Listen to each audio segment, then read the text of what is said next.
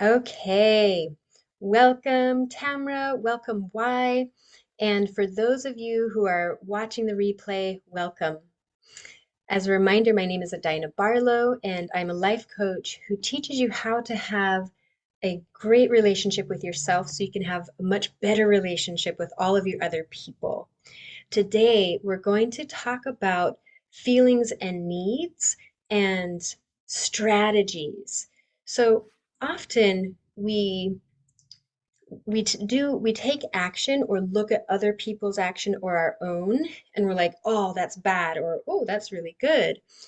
And what we're going to do today is go underneath those judgments and um, look for the feelings and needs so that we can see each other's shared humanity and our own. And so let's have you, um, Tamara and Y, let's have you um, tell me with those feelings and needs charts, what are your top 5 feelings that you most often feel throughout your day? And I can start with mine. So for me, most of the time during the day, I feel um, joy, frustration, disappointment, um, affection, and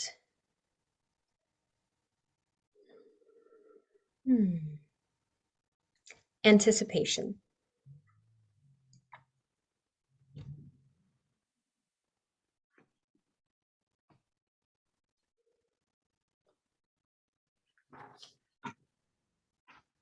And I'm kind of cheating because I'm very familiar and use these lists all the time.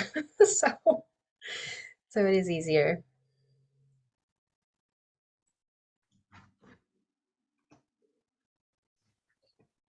Um,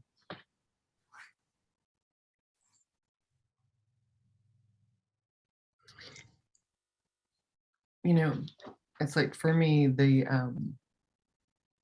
I have a relatively, I feel like I'm moving along at a sort of a baseline stability place, Nice. where I'm not like overjoyed and I'm not depressed and I'm not angry and I'm not Mhm. sad. I'm Great. just like, you know, feeling peaceful. Peaceful. Uh-huh. Yeah, I guess that's Awesome. it. So, and then of course the things that rise to anger and frustration Hmm. get more attention. Of course. Yeah. Yeah. Okay. So peace, sort of, it sounds like stability is in there or like feeling stable. Hmm. Joy, or not joy, you said frustration, anger sometimes. Anger. Yeah. And they get more attention. Yeah. Cool. What about you, Why? What are some of the feelings you've identified?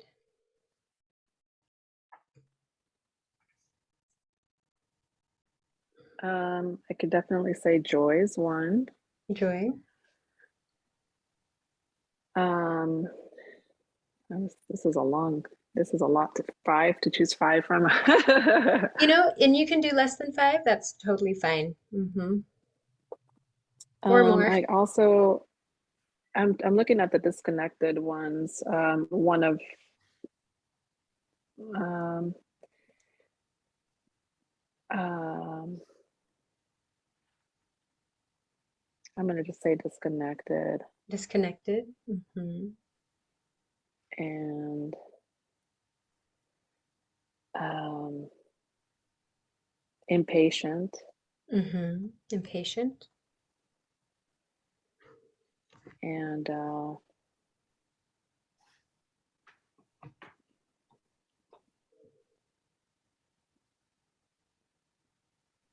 guess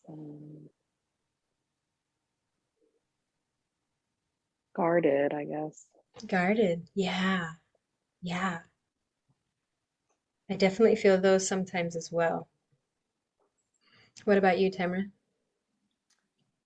Um, do I feel guarded sometimes? For Sometimes. sure.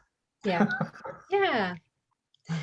So that's the thing with all of our needs is they're really universal. They're part of being human.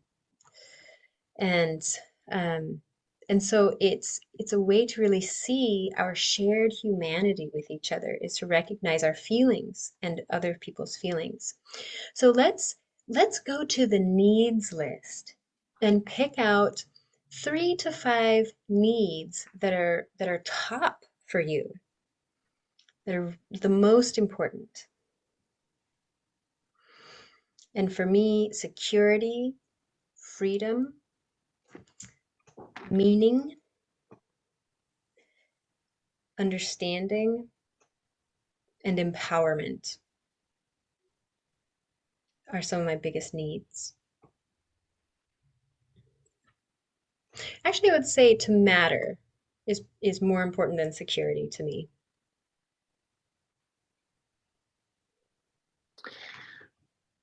I feel like my needs are entirely related to uh, context. Yes. Um, so in order to answer that, I feel like I need to, like, what do I need at home?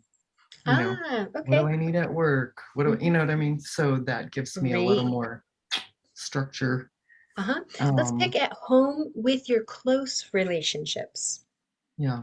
Mm-hmm. Um, peace, warmth, friendliness, kindness, generosity, Mm, yeah. um, trust, Trust, safety. Yeah. safety. Okay. What about you? Why?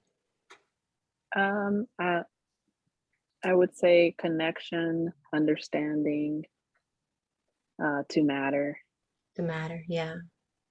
Connection, understanding. Yeah. Yeah. And So, meaning. meaning, Definitely. I mean, yeah, I have to throw that one in there. Yeah, sense of self. Yeah. sense of self. Yes. I can absolutely relate to those needs. Hmm.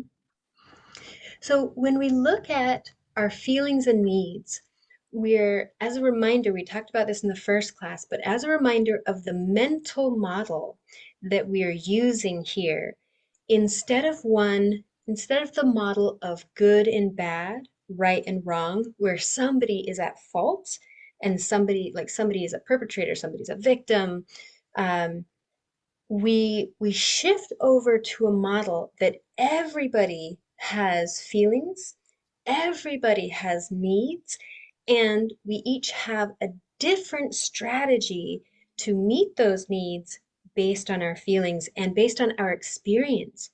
What has worked in the past? What hasn't worked? What do we imagine will work? What have we seen modeled to us? What are the tools we have? So the strategy is where a lot of us, our strategy is often, unfortunately, painful. It doesn't work. And then what we do is assign a badness because of this model. We assign a badness to ourselves or others because that strategy didn't work to meet our needs or to meet somebody else's needs. So, does that make sense that the difference in the models? Mhm. And I'm curious, have you, Tamra, or why, have you experienced have you experienced the model of like a no fault model before? Have you ever had an interaction with somebody where they were able to really see your feelings and needs or see you as a human and not as a bad or good person based on your actions?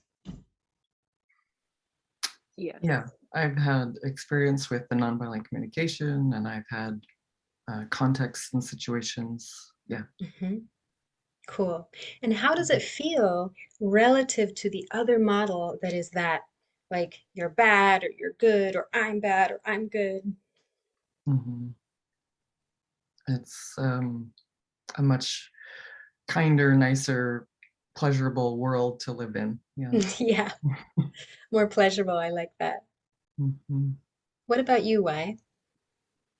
There's more connection there when that happens.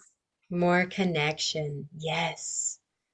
And when we have more connection, we're able to strategize a different actions that might meet all of our needs, especially in a family or an intimate setting.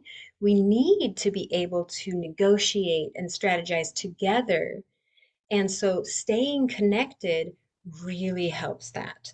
So it's like Mhm. instead of, somebody getting mad and yelling or blaming their partner because one of their needs wasn't met and they feel angry, instead they can say that like, I feel really angry when you leave your towel on the bathroom floor because my need for tidiness is not being met or my need for consideration. I am also using the bathroom. For Mhm. example, would you be willing to hang your towel? Maybe they will, maybe they won't. Maybe they'll be like, oh, I feel like that's a demand. Okay, so then we can talk about that. Like, where do they feel like their needs and feelings are not being met or seen, really acknowledged? And so we can like really get down to the root of the issues in our intimate relationships when we're willing or when we use this model of feelings, needs, strategies. Nobody's right or wrong here. So let me give you an example. Um, Recently, so my partner and I, we decided to start trying to get pregnant last July. And I thought it was going to be like super easy for me. I'm healthy. All of my sisters got pregnant within like 2 months. So I was like, oh yeah, this will be no problem. Mind you, they started earlier than me, but I'm 35. So in my mind, my expectation was it'll be easy. I'll get pregnant right away. Didn't happen. So, Mhm. so each month I would just feel a little bit disappointed every time I got my period. And it was more and more and more. And in January this year, um, we were super excited. I was just a couple of days late, and we were like, oh, maybe this time.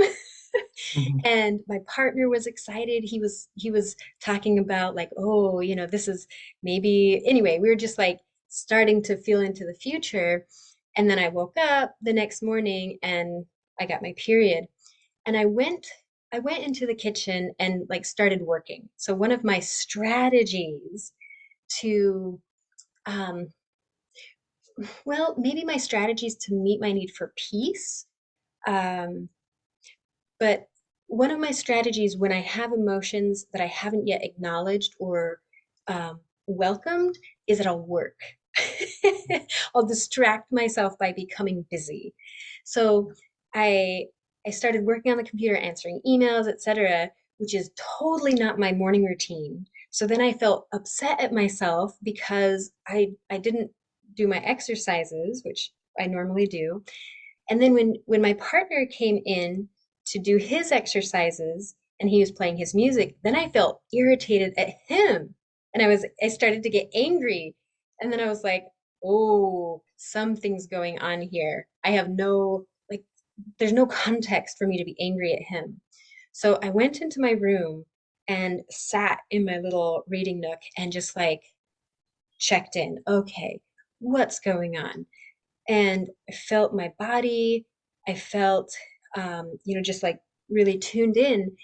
And I was like, okay, I'm just really angry because I'm angry at myself because I worked instead of doing my exercises. I'm angry at him because he's playing this music that I don't like. I'm like, okay, so feel the anger. So then felt the anger in my body, and as that passed, and I got out of my stories, right? So the stories that are naturally in the right and wrong model, I shouldn't have worked, I should have exercised instead. So there I assigned a badness to myself. He shouldn't be playing loud music. It's irritating. There's a badness to him. So after I got out of that mental model and just dropped in, okay, anger, feel the anger. What does that feel like? Oh, it's in my chest. It's in my belly. It's kind of grabby, interesting. So when I felt it passed, and then underneath it was grief. there it was. I was like, oh my gosh. Of course, I'm grieving because I expected that I was going to be pregnant. And then the stories came back. Oh, you'll never get pregnant. You're just not healthy enough. You're too old, blah, blah, blah. So going back into this judgment that created more grief, more anger, more frustration, more disappointment. And I'm like, hold on, come back to grief. Just grief. Okay, feel the grief. What does that feel like? Oh, it's a tightness in my throat. It's a clenching in my heart. It's a kind of a pulling up in my belly. Okay, interesting. Grief. Let it be there. And when I let that, it moved and it would like soothe. And then it came up again when I thought about my period, like, oh, I so want a baby, all the grief, of course. And then only then, I was able to Mhm. discover what I needed. And I needed connection. I needed reassurance. I needed physical touch. So then I went back into the front room and asked my partner. I told him, "Hey, I'm having some really big emotions right now because I had my period and I really need to be held. Are you available for that?" And he's like, "Oh my gosh, of course." And he swoops me in a big hug and we go sit on the couch and I sit in his lap and cry. And he just lets me. And I weep and and share like I really, really wanted to be pregnant this month. And he's like, yeah, me too. I was really hoping for that. And so I was just able to create have that like safety to feel my feelings. And then we were fine. It didn't show up again as some like weird frustration or resentment toward him or myself or whatever, because we're able to recognize it, feel it so that I can find the need underneath it, and then ask for that need. And he was available to meet it. And so the cycle was complete. And then we both knew, like, okay, if this happens again next month, that's okay. We're going to be able to manage that disappointment and grief. It's fine. I did get pregnant, which is so exciting. And so there's that. But and I decided to share as well, to share on Facebook and everything, like right when we found out, even though there's the possibility in the first trimester I could still have a miscarriage. At first, I was like, no, I might not want to share that because Mhm. like other people might be disappointed, I would be disappointed. And then I was like, hold on, I can handle disappointment. I just did it. Like, I'm going to share anyway. And if disappointment comes up, I'll ask people to like share in my grief with me. No worries. So now, mind you, this has been like years of being able to work into this. So I don't expect myself or others to be able to just drop right in um, unless you have a lot of practice. But today we're going to practice. How does that sound? Mhm. So, what I would love to do is hear a story, either from you, Tamra, or you, Y, and first feel those feelings. So, create lots of space in your body for it, and I can walk you through that. We need to identify the feeling, identify the sensation of the feeling, and then we can find the needs. Here's the trick. Your Mhm. brain is probably going to want to go immediately to the need to fix the problem, because most of us have been taught that painful emotions are not okay and we're not safe. Like when I was growing up, anger, if I felt angry and expressed it, I was punished or I was rejected and isolated. So for me, it was not safe to feel anger. But that's a problem because anger is an important emotion that has information for me, usually about my boundaries. When a boundary has been crossed, I feel angry immediately, or at least close to that. So I need to know when somebody's crossing my boundaries, or when I have a boundary that maybe I haven't discovered, but it's a new boundary. Um, and Tamara and Wyatt, have you struggled with boundaries before? Oh yeah. Yeah. Oh, yes. Yes, yes. Okay. So here's the thing. Those painful emotions of anger, disappointment, frustration, resentment, even um, guilt, um, remorse, all of those things are important to welcome to your council table because they will tell you when you have crossed your own boundary or somebody else has crossed your boundary.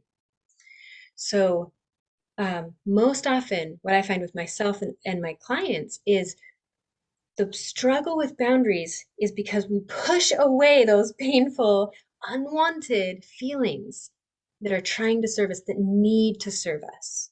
So, we welcome them today. I welcome them. I want them to be there if they do show up. And I want us to get comfortable with them so that we can receive their information of what we're needing. Yeah? Okay. So, who would like to share a story first? I got one. Okay, go ahead. Um, one day my husband was in the living room and he was just on his laptop and um, I think it was a weekend. So he just focused on his laptop the whole weekend. And 4 days before then, he had been focusing on his phone or his laptop every time he'd come home from work. So then I started feeling um, like something's missing, I started feeling lonely. Lonely, yeah. And um, I would kind of hint at that instead of just coming forwards with it. I would just kind of hint like, hey, are you going to be on that all day? Or, Mm. kind of Yeah, go around it with questions or whatever have you. yeah. So um, on that particular weekend, I just had to come forwards because I was like, hey, you know, we have the children, we have, each other. And I felt like no connection was being was there. So Yeah. I really needed to know what was happening, what was going on. Every time I would come up to him and talk, he would just stay quiet and then go back to his work. So Yeah. um, I felt like something was wrong. And Yeah. then it was making me frustrated. So after a while, I had to come up to him and I'm like, I need to talk to him. But I wasn't sure how to bring it up because I didn't want him to get frustrated. Mm-hmm. But then an interesting thing happened. He started talking, and then I just stayed quiet. Hmm.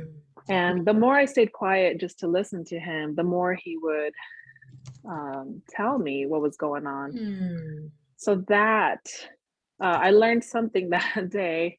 A lot of relief came, Hmm. obviously, and it made me feel so much better for him to tell Oh. me what was up. And then I knew, okay, well, that's why he was feeling stressed out. That's why he Mm. was behaving differently. Mm-hmm. And the more quiet I kept, the more he would. That's what I learned. I learned that, okay, because I like to talk a lot in my Mm. relationship, and Mm-hmm. but it's been mostly me talking. So then Yeah. me giving him that space to talk I learned was very important, so that he could just pour out what was in his mind. Oh, yeah. Awesome. Okay. Thank you for sharing. So let's pick it apart and find out first of all what your feelings were. So the feelings that I heard were at first you were feeling disconnected, lonely, and frustrated. Is that correct? Yes. Okay. And the needs that I heard you say was the need to matter, to be seen, and the need for attention. Is that correct? Yes. Okay. I also heard the need for reassurance, like reassurance that it wasn't about you for why he was paying attention to his phone. Is that correct? Right. Okay. Yeah, cool. So then the strategy that you used was, and that's the action, right? Was to go ask him and then to be quiet and give him space to tell you. And that strategy worked. Yeah? It did. Yes. Awesome. So then you felt relieved and and you had understanding for him and what was going on. Is that correct? Yes. Yeah. So your need for understanding was met. And it sounds like your need to matter was met. Your need for Yes. reassurance. Yeah, because he told you he was stressed, right? What was it? What was he stressed with? Work? It was work, yeah. Work. Yeah. So he was He needed stressed. to finish a project, and the whole Mhm. time, the whole reason why he was kind of away from us was because he was stressed out about that project that he really needed to finish. Yep. And I did not Exactly. know that. I didn't know. But him Yeah. telling me, then I knew and then I understood. Mm.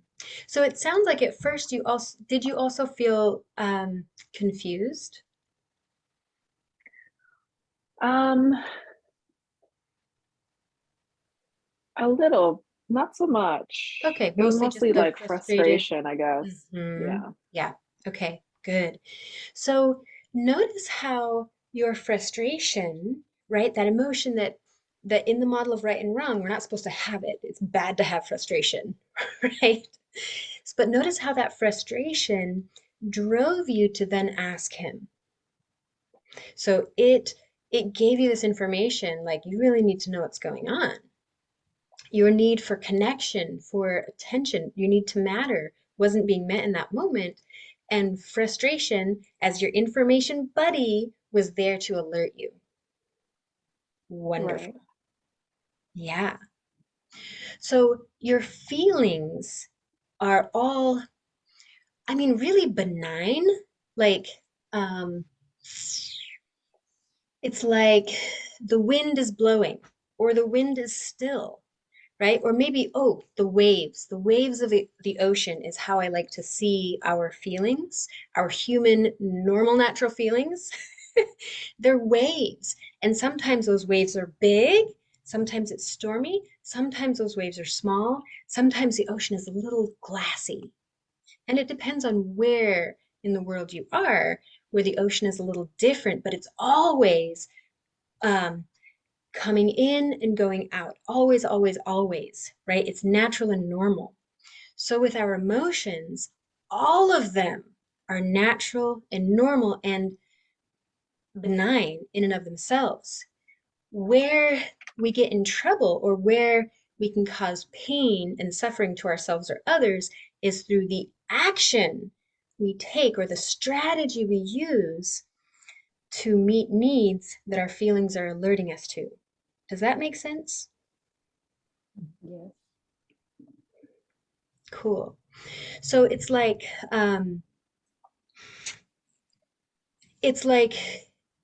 let's say if I had a child and they were frustrated at their sibling because um, they wanted to participate and maybe their sibling is ignoring them.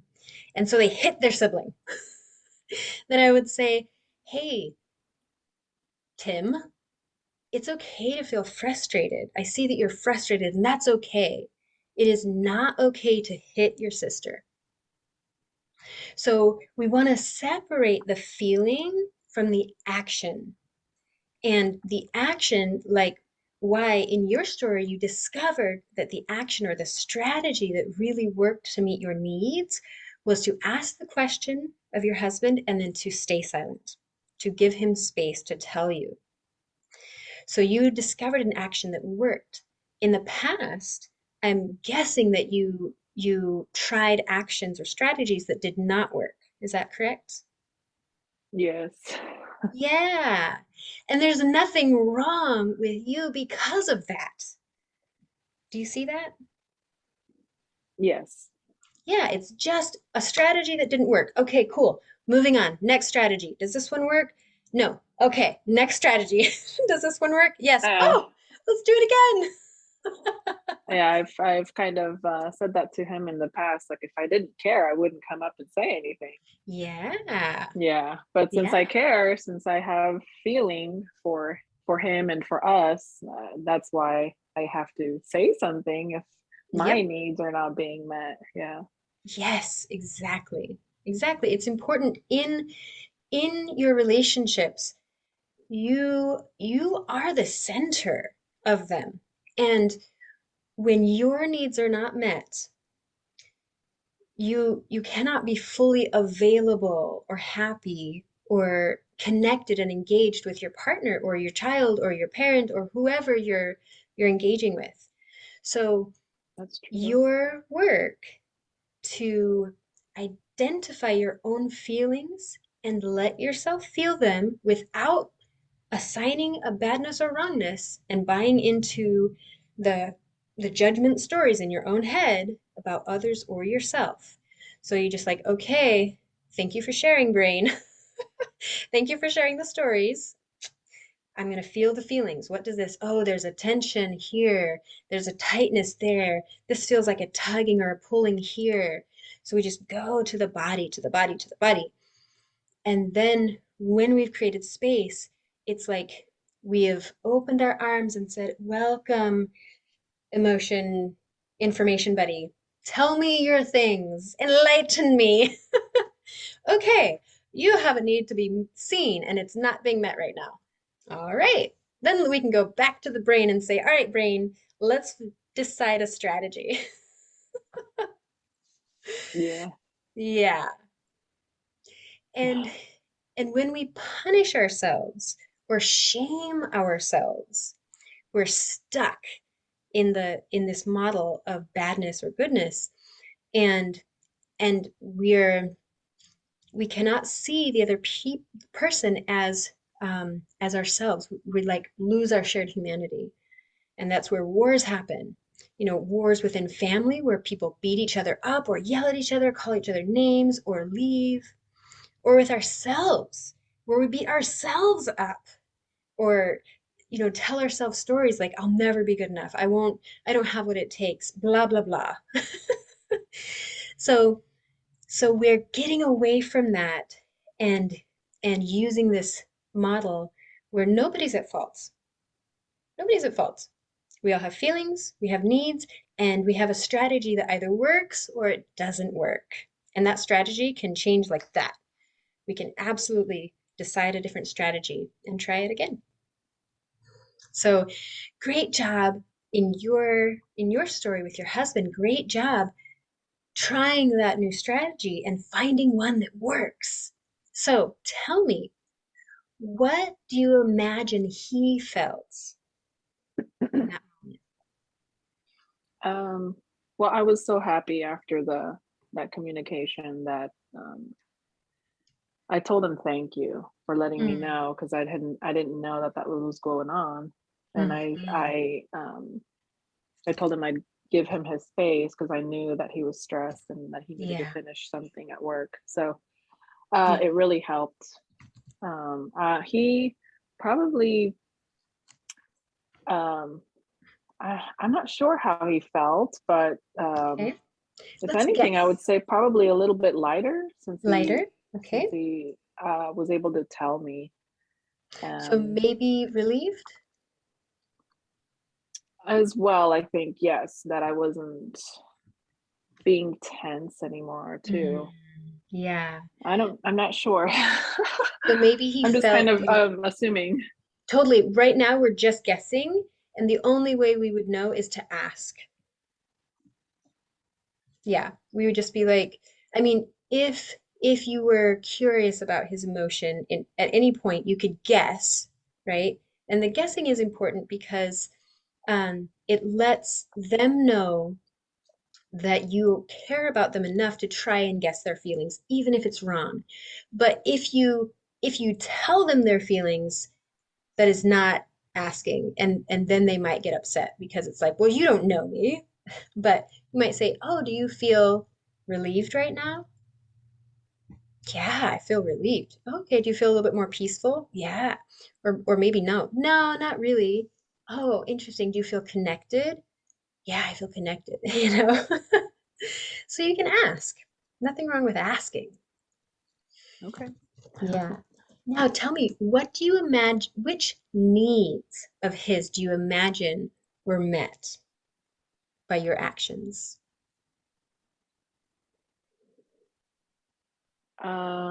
Probably connection. Connection. Yeah. Because due to me assuming that's he was just trying to ignore us, I was being a little bit distant as well, and Yeah. then um, so I'm sure by me coming up and asking and just having a conversation without any sort of argument or without any sort of judgment, like you say, Without the judgment. Yeah.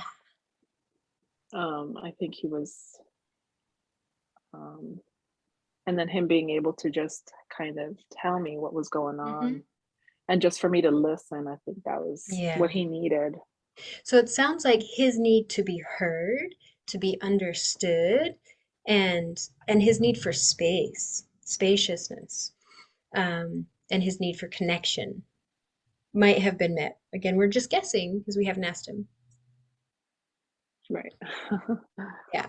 But yeah, I think it in any case, I think it was a good thing because he seemed to have opened up a little bit more since Hmm. then after that. Yeah. So it was a working strategy. Yeah, Awesome. Okay. I think it was. Mhm. Was that helpful to parse down the story and find those feelings, needs, and strategy?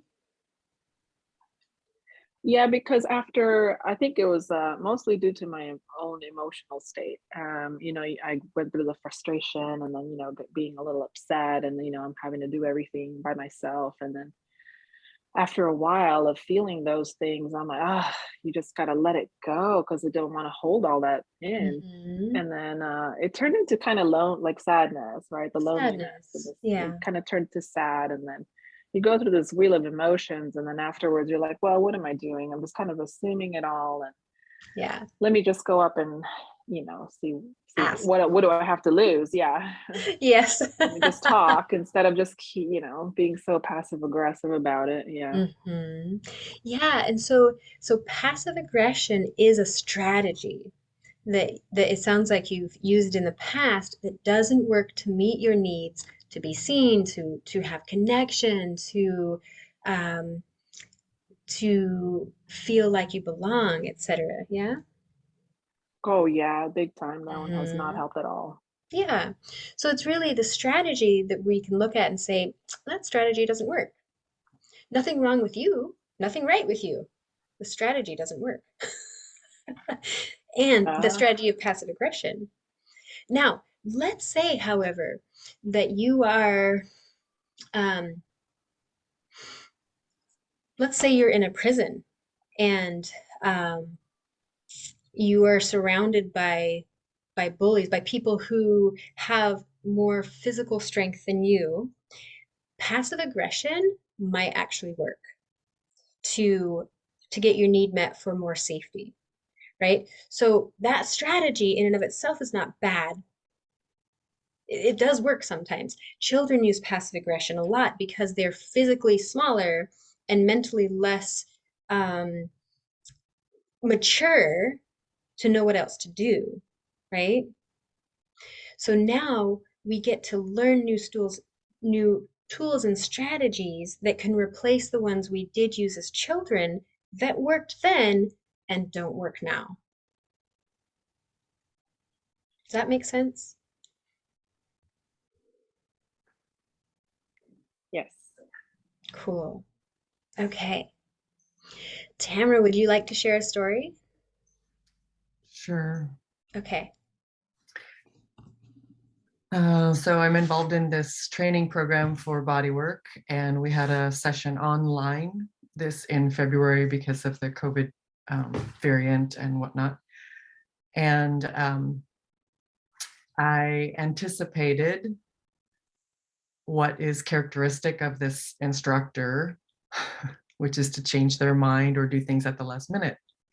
And their request, their part of this training was to have us bring a participant into our space so that we would be conducting a session.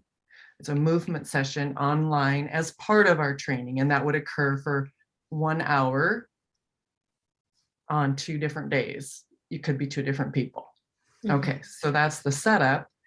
And I requested way back in January, and this took place at the end of February, I said, my request is that you let us know the date and the time for each of these sessions, because I want to have those set up well in advance. I don't want to try to have to set this up at the last minute.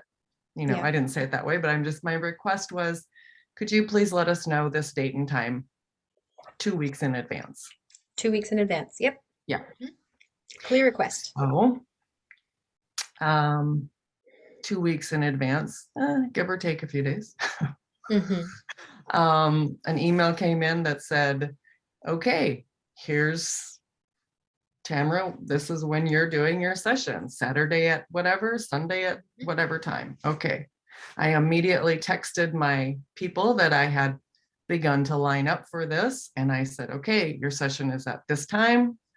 Here's my address. I gave them all the details via text. Okay. And so then there was a subsequent email that came in from this instructor 24 hours later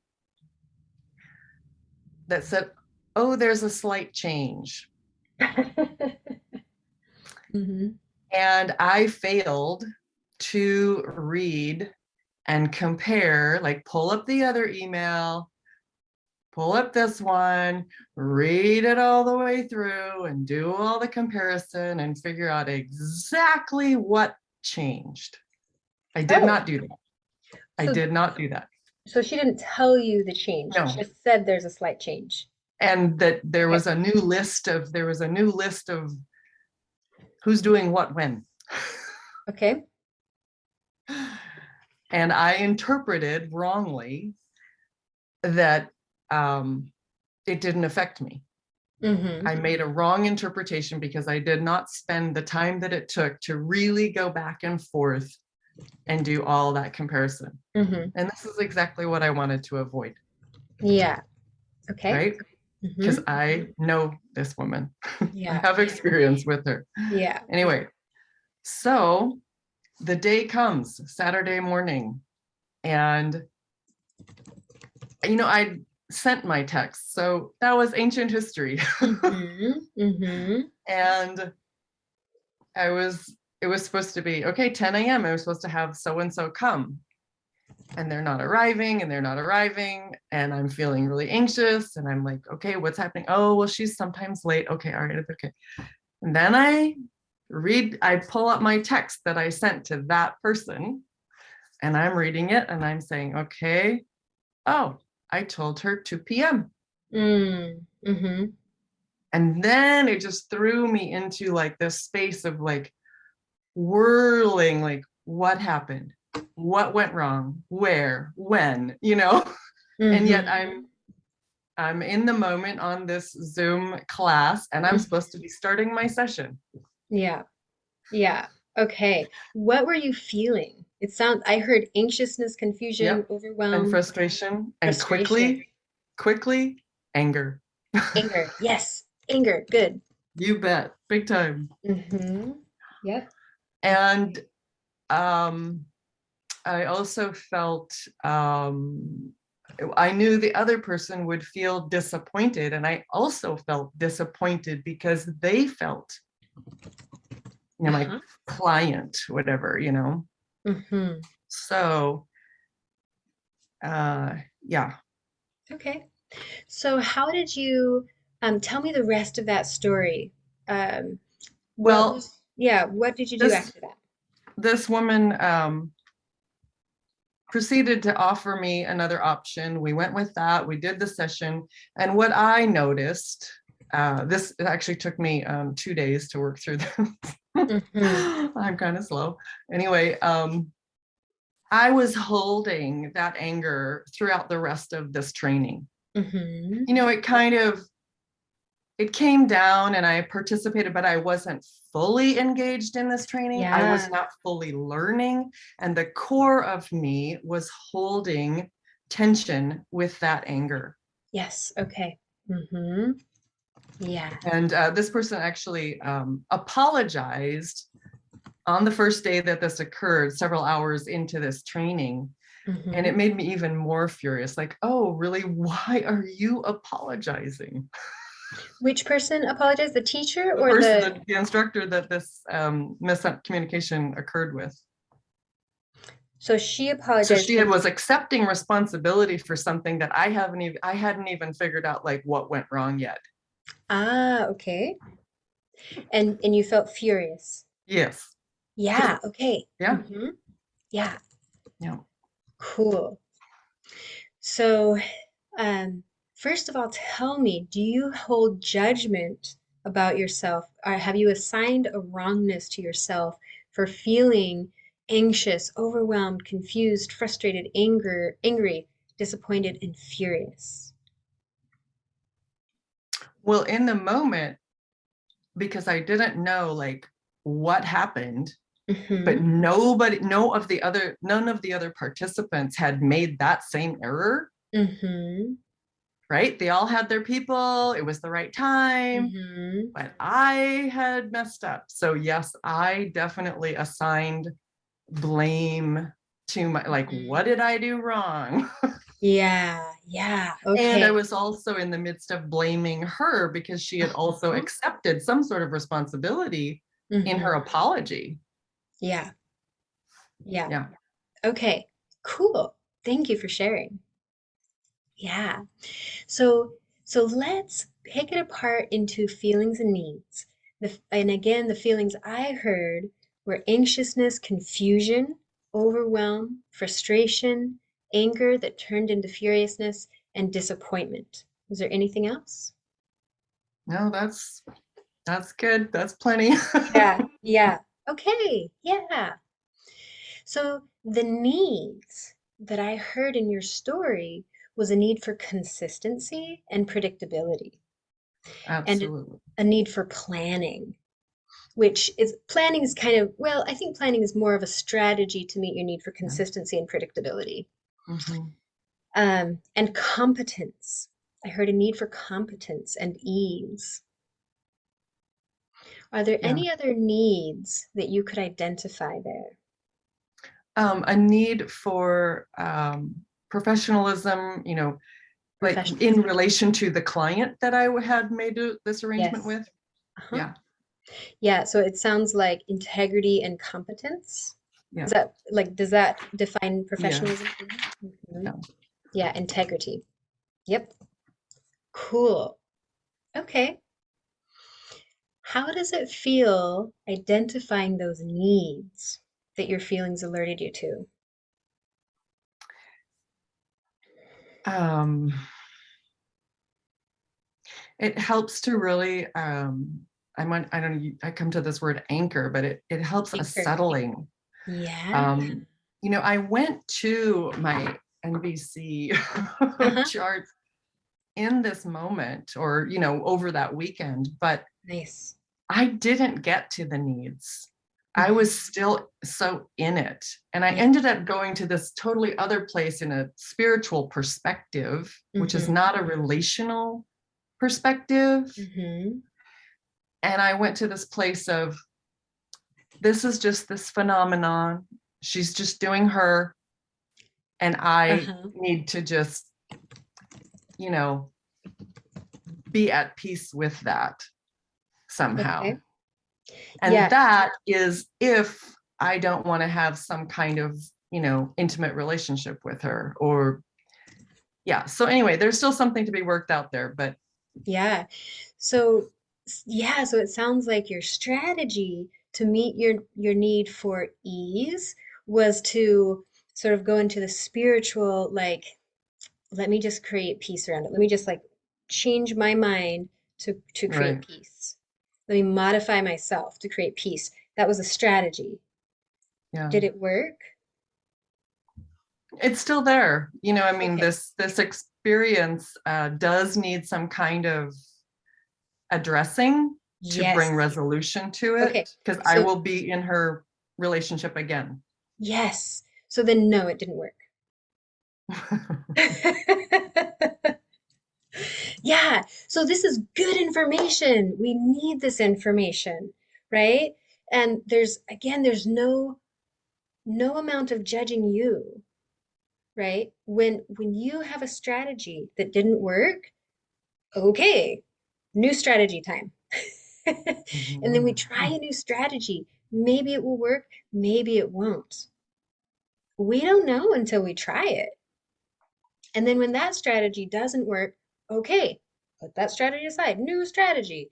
So when you're feeling that stuckness, that's because Mhm. you have assigned a wrongness to you or her, you or the other person, right?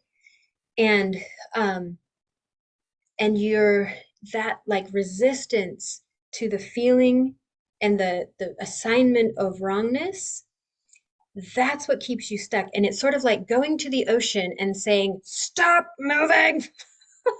I want you to be a certain way. Like it, it it's just more pain, more suffering because it doesn't work, right? Mhm. So when you can soften with your anger, soften with your frustration, with your furiousness, allow it to be there, then you can find the needs underlying. Without embodying your feelings, your brain is just overdrive, and boom, goes into this model because that's the model that our culture is based in. This Mhm. hierarchy model, this good and bad, right and wrong, God versus devils, that is our model of the world.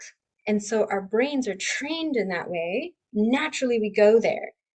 And unfortunately, in that model, we cannot really identify our needs because there's not enough space. It's just like Mhm. when Wise husband finally got space to speak his experience, then they were able to find out the needs. Then she was able to say, "Oh, it's not about me and the family. It's about your stress at work and this project you need to do." Mhm. So when you're spiraling or when your mind is ruminating, it's because you haven't yet embodied your feelings. You haven't welcomed and embraced them and given them a space at your council table. Well, I did. Okay? I Mhm. mean, I did.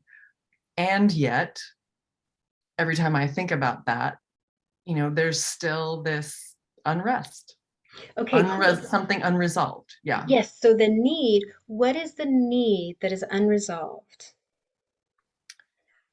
To be heard, To be heard. Yes.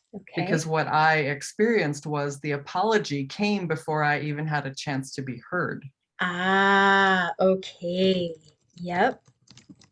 To be heard. Anything else? Um,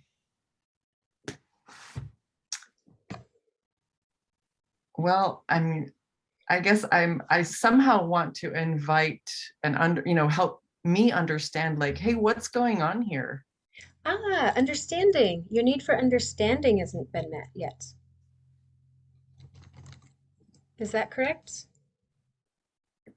Um, yeah, I mean, I guess my my big question to her is, was this something that was intentional Ah, or okay. not? Yeah. Because she is a very, very, very clever teacher. Mm-hmm. And I use that Okay. word clever in quotes Mm-hmm. because that theme of that session, that whole training was letting go of thoughts or feelings Mm-hmm. that keep you contracted or stuck or Mm. whatever. That was like a Okay. baseline theme that was going on. Okay. So you want to know if that was part of the lesson. Yeah. Okay, cool. Great. So your need to be heard, to have understanding, like, was this intentional? Was it part of the lesson? Did she do it um, with intentionality? Okay. What is a strategy you can use to get your needs met, to be heard and to understand what's going on In the moment or now? now? Yeah. Um, well, given that it's already over a month later That's okay. and That's okay. this person hasn't reached out to me and I'm still got this little thing going on inside of me, then it's my Mhm. responsibility to open up a conversation. Yes, yes. Your need has not been met. So, yes, great point. It is your responsibility now to reach out. And it takes some vulnerability, some honesty. Mm-hmm. hmm And Yeah. and that again where like if you're comfortable with your feelings of frustration, of overwhelm, and know your needs, you have a need for competence, um, for integrity, for predictability and consistency. So when you're comfortable with those feelings and needs, then when you bring it to the other person, it's much less awkward and you're more able to connect with them Mm-hmm. and find the truth and be vulnerable and allow their vulnerability. Does that make Mm-hmm. sense? Yeah. One of the things that gets in the way for me in this relationship is that power differential. Yeah. Yes. Oh man. Okay, cool. I want to do a quick time check. I would love to continue and find some resolution, help you discover some strategies that might work. Are you okay with going a few more minutes, or do you need to get moving? I'm okay. Okay. Why? What about for you? I'm okay. Okay, great. So this power differential is part of our typical model. It's part of the power over instead of power with. This model over here is like we have shared humanity. It's power with you, not over or under you. None of us are good. None of us are bad. None of us are at fault. We just have strategies that hadn't worked yet. So Yeah. the model that you are seeing with teacher versus student is the power over model. My guess is that she, although she's been sort of assigned that, I'm sort of guessing she might not need that model, but maybe doesn't know how to have a different model. Maybe. When I was a boss, I hated the power over model, hated it.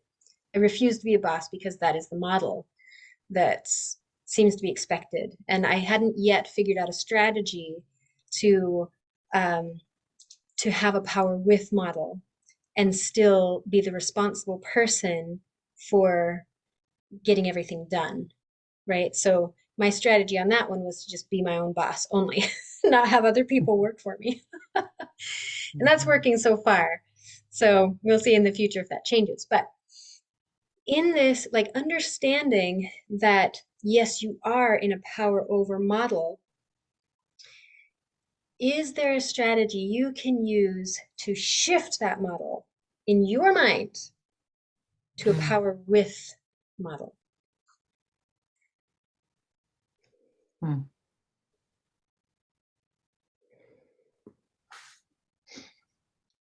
I don't know Okay.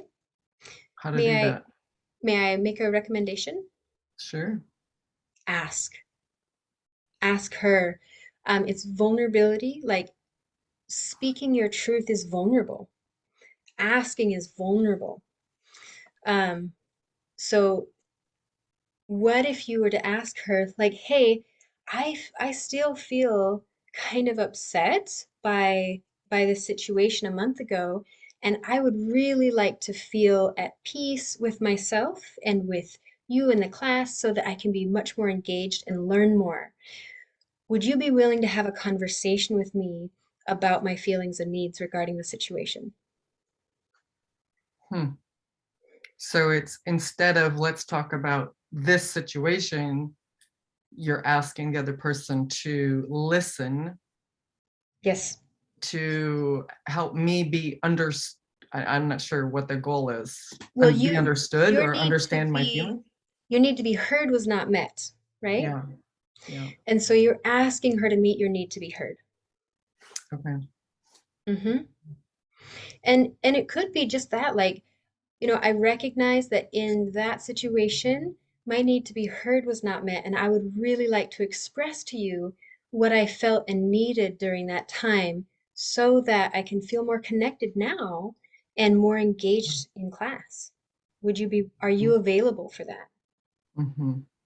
So that is the vulnerable part, right? It's just like when I went to my partner after I realized, like, oh, well, there's all this grief and I really need to be held, right? So the vulnerability is like, maybe he's not available to hold me. Maybe he's frustrated right now or has his own thing, or maybe he has an appointment in 2 minutes.